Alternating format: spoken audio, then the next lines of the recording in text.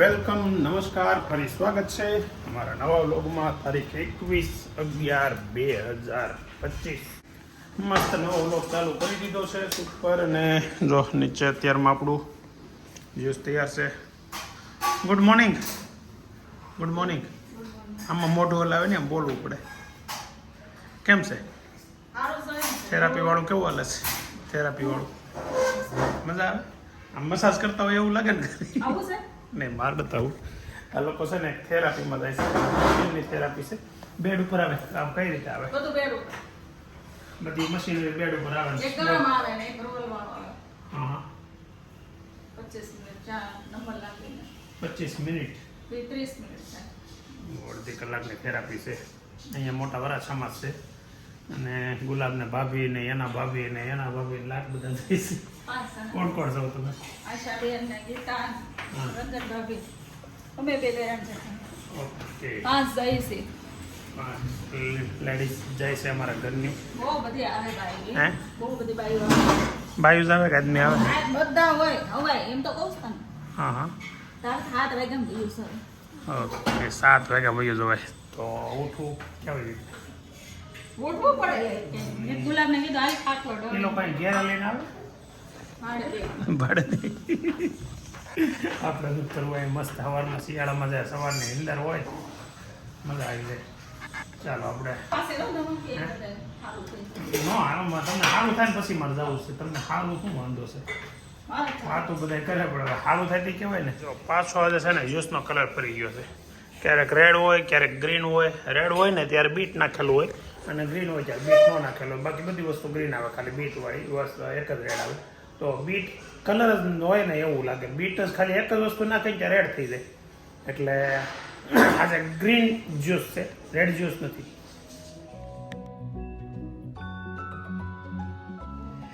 જો જાય છે થેરાપીમાં. હવે 9:30 થેરાપીમાં જાય. કેટલા વાગે આવવાનું પાછું? પાછું કેટલા વાગે આવવાનું એમ કહું? બંગાળ હવે તો તૂટી જ જોઈએ. ઢોલકા લેવાના આપણે 2 વર્ષથી બંધ કરી દીધા. પણ હવે થોડા આડા જવડા છે. હા, આવજો થેરાપી કરીને. તમને ખબર નથી હાલે. બાવલું તૂટી ગયું ઉપરનું. ક્યાં થેરાપીમાં? ત્યાં તમને અડધી કલાકથી વધારે આપશે. કરવા દે ની થેરાપી. હું તમને રોકી? હા, એટલે એ ખાવા જરૂર નથી પડે એમ.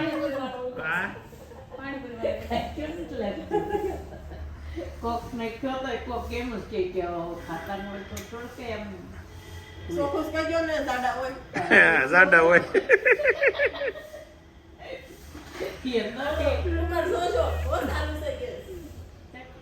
12 વાગે ને 10 મિનિટ આજ તો ઘેર આવી ગયો. બહુ વહેલો. ને જો કન્ટિન્યુ કામ ચાલુ છે. તમે જઈએ એવા કેટલા વાગે ભાઈ આવો?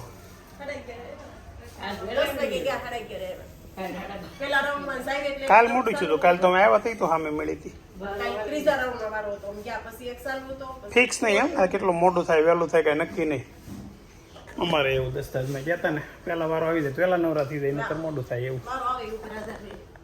શું કહેશો? હે નહીં આગળ કહેતી હતી કે નહીં દૂરી વાત મૂકી દેશો. એના દિવસો એવા તારે શું કે બાયું કવરાવે છે બા? ડેઈલી જમવાનો ટાઈમ છે ને બપોરે 1 વાગ્યા પછી. પણ આજે 12:15 ઘેરે આવી ગયો અને આ લોકો જમે છે. જો બેસી ગયા છે. સાથે સાથે સથવારે જમવા બેસી જઈએ આપણે. ઓહો, સલાડ તો સલાડ જ ખાશો? મુહૂર્ત કરો છો ને આજે?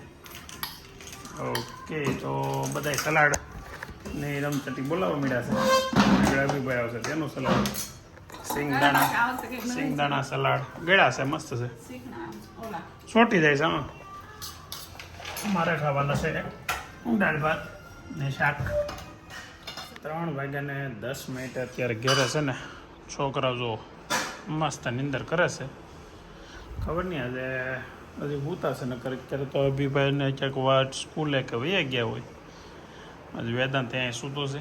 બહુ સવારમાં વહેલું જાગવાનું થાય, રાતે મોડે સુધી રાતે વાંચતા હોય ને એટલે અત્યારે થોડુંક ભૂલી લે. હમણાં પરીક્ષા ચાલુ છે ને, વેદાંત કાલ રાતે લગભગ 3 વાગ્યા સુધી વાંચતો હતો, દોસ્તારની ઘરે 3 કે 4 વાગ્યા સુધી. અને અભી તો હમણાં એક્ઝામ ચાલુ છે. સવારમાં વહેલો ઉઠે, રાતે મોડે સુધી પાસે ખબર નહીં શું કરે રોજ રોજ. બહુ વધારે મહેનત કરવા માટે સારું છે, મજા આવે છે જોઈને અમને. બા મોસમ બી મસ્ત ફોલીને તૈયાર રહે. ભાગ ખાઈ લો, પૈસા નો બગાડે. એવું કરે? હા. હારો લો, ભાગ ખાઈ લઈ. આજે ટાઈમ અત્યારે 7:30 વાગ્યા છે અને હજી મારી ઓફિસે છું. ઓફિસે એટલે શું કે આજ સાંજે ઘેરે મોડું જવાનું છે. રિયુનિયન છે અમારા ગુરુકુળના વિદ્યાર્થીઓનું, એટલે મિત્રોનું. મતલબ અમે ગુરુકુળમાં ભણતા, અમારે 10-12 જણાની ગેંગ હતી. તો બધા અત્યારે આવે છે અહીંયા અને ભજીયા બનાવીને ખાવાનું છે. અને આજે આખા રિયુનિયનની મજા તમને બતાવવાની છે. અમારા ગુરુકુળના વિદ્યાર્થીઓમાં જે બાળપણને જે યાદો તાજી કરશું ને, આમ તો કહેવાય ને, શું કહેવાય કે કોઈ પ્રકારની સેન્સ વગરની, લોજિક વગરની વાતો કરવાની છે. એકબીજાની ટાંગ ખેંચવાથી માંડીને, એકબીજાની મસ્તી કરવાથી માંડીને, જૂની જે મસ્તી કરી હોય યાદ કરવાની, એવો બધી મજા કરવાની છે. તો આગળ એક પછી એક બધા આવે, બધા સાથે તમને મળવું. કદાચ તમે આમાંથી કોઈને ઓળખતા હશો, વકીલો છે ઘણા ખરા તો. એટલે ચાલો તો આગળ થોડીક જ વારમાં બધા આવતા હશે. 7:30 થયા છે. 8 વાગ્યા પછીનું આપણે કીધું હતું, એટલે અડધી કલાકમાં આગળ બધા આવતા હશે. તો મજા કરીએ ને. મસ્ત ઠંડીનો માહોલ છે, પુષ્કળ ઠંડી પડવા મળી છે ને આવા સમયમાં ભજીયાની મજા આવે એ તો ગુજરાતીઓને ખબર જ હોય. તમે બધા ખાતા જશો અત્યારે. ચાલો તો આગળ મસ્તી મજાનો વ્લોગ આપણે કન્ટિન્યુ. શૈલેષભાઈ ગેવરિયા, નિલેશભાઈ બલ્લર ને સંજયભાઈ સોડવડિયા, હવે આ 3 જણા એવા છે જો અમારા ભાઈ બંધુ ભેગા થવા મળ્યા છે ધીમે ધીમે. અને આજે મસ્તીનો દિવસ છે. કેટલા વર્ષો પછી પાછો આપણે આવી રીતે ભેગા થાવ. શું કેવું શૈલેષભાઈ? આ જિગ્નેશભાઈ બલ્લર વકીલ. જો આ વકીલ નંબર 1, વકીલ નંબર 2, વકીલ નંબર 3, બધાય વકીલો. આ પ્રદીપભાઈ વસોયા એટલે કે અટકથી હું બોલાવતો એને બધો કઈને બોલાવતો હતો.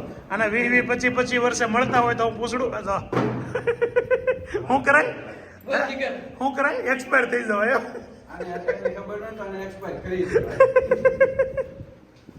ગોઠવણ થવા મળી છે. મરચા અને ધાણાનું કટિંગ ચાલુ છે.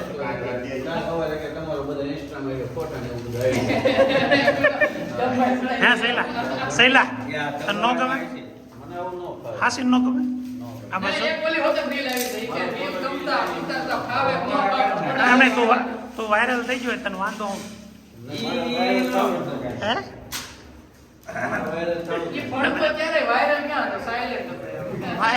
વાયરલ જ છે. મસ્ત કટિંગ ચાલુ થઈ ગયું છે. એ લસણ થોડુંક મોટું કટિંગ કરશું, થોડુંક નાનું કર્યા આડું આવશે. નાનું કર્યા વધારે આડું આવશે. હું સુધારું છું. મેથીનું ઝીણું કટિંગ આમ ન હોય. ભરત ભેગું કઈ ઝીણું કરે. આને જો તને શીખવાડે નહીં. બધું આગળ અનિલ કરી નાખશે. જો કટિંગ કેવું મસ્ત કરે છે. આ કારીગર છે અમારો અનિલભાઈ. એટલે આ ત્રણેય મળાવવાનું રહી ગયા. ભરત ભીકડિયા, અનિલ ગઢિયા અને કલ્પેશ ઇટાળિયા. ભડકોલિયા પણ ઓલું ભડકોલિયા છે ને, આમ ભડકો હોય ને એવું લાગે. એટલે એમને ભડકોલિયામાં તને અટક એવી લાગે કે ભડકો એમ. જો ભડકો જ નહીં, એટલે ભડકોલિયાની જગ્યાએ ભીકડિયા કરી નાખો. તો આ અમારો કારીગર છે, મેઇન કારીગર છે. અને આરે હેલ્પર કોણ છે અમારી? આઈટુ હેલ્પર છે. આ તારો કટિંગ છે ને, એ તને થોડુંક મોટું નથી લાગતું? આગળ શૈલા અનિલનું કટિંગ થોડુંક મોટું છે. ત્યાં પછી હવે એનો પાકો માલ બનવા મળ્યો છે. બધી વસ્તુ મસ્ત મિક્સ કરી દીધી છે. ઇટાળિયા, કલ્પેશ અને ગઢિયા અનિલ દ્વારા. આ બાજના ચૂલે રાખ ને એટલે આગું ન પડે. પટ્ટી માટે મસ્ત મરચાનું કટિંગ થઈ ગયેલું છે. કાંદા ટમેટા સુધારવાના બાકી છે. હવે સુધાર નાખો ભરતા. કાંદા સુધાર નાખ છેલ્લે.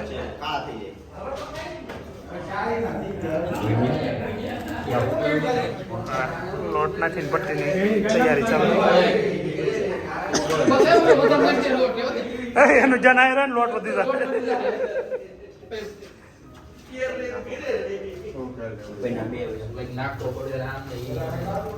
મસ્ત બંધો ભાઈ લોટ એને ચટણી દહીંની ચટણી કાંદાનું કટિંગ ભગત માણસ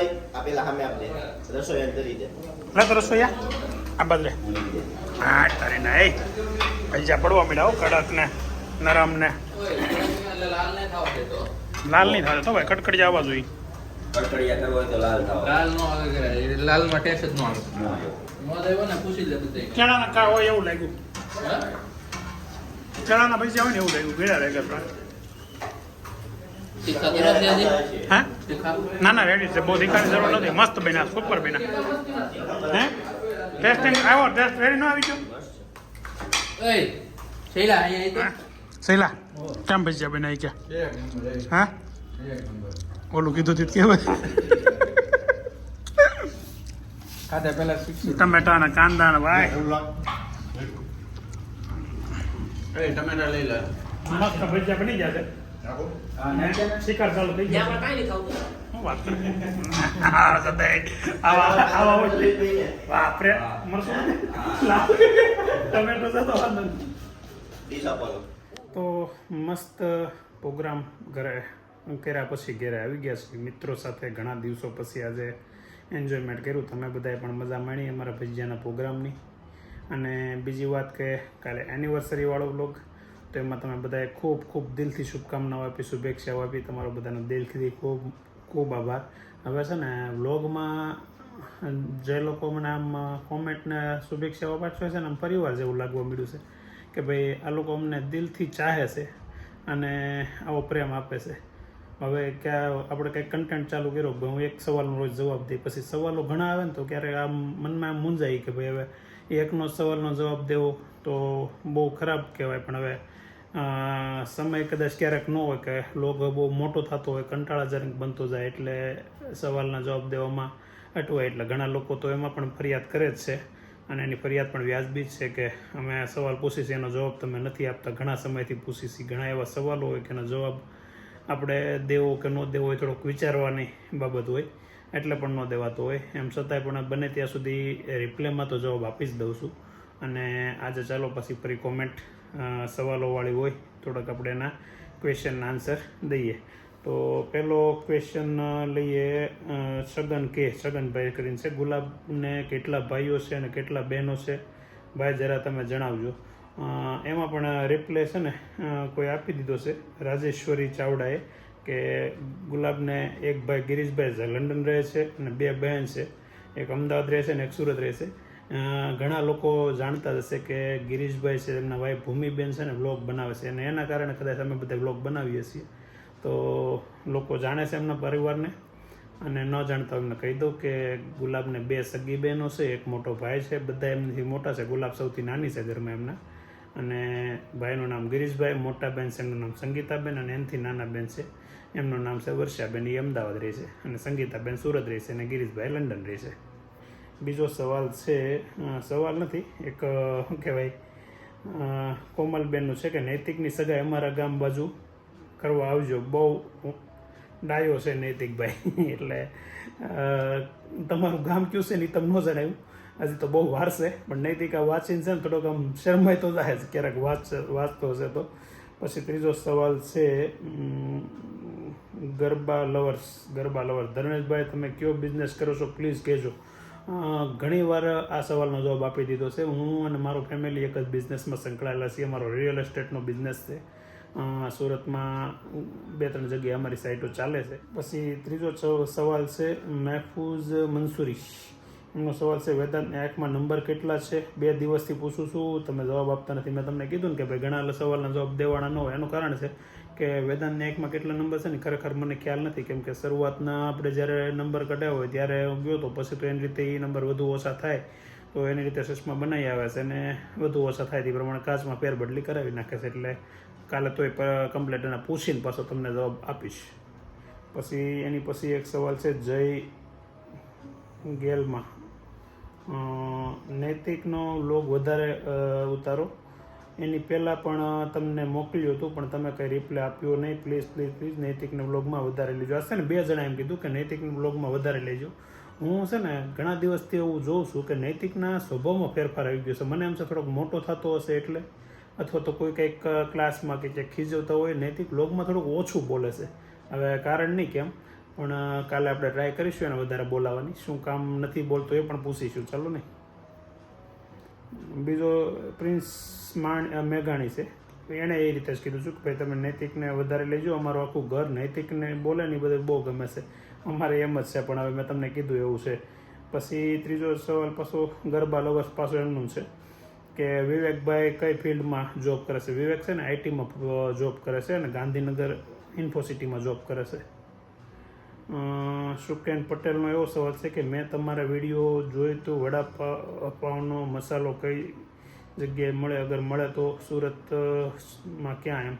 તો વડાપાવનો મસાલો છે ને અમારે વિજયભાઈના સાડુભાઈનો વડાપાવનું બહુ સારું એવું કામકાજ છે. એણે પોતે જ એ બિલ્ડઅપ કર્યો છે, બનાવ્યો છે. તો એ પોતે વેચે છે. એ વિડીયોમાં જ તમે જે વિડીયોમાં જોયું ને એમાં લગભગમાં ફોન નંબર ને એડ્રેસ પણ એમાં કીધેલું છે.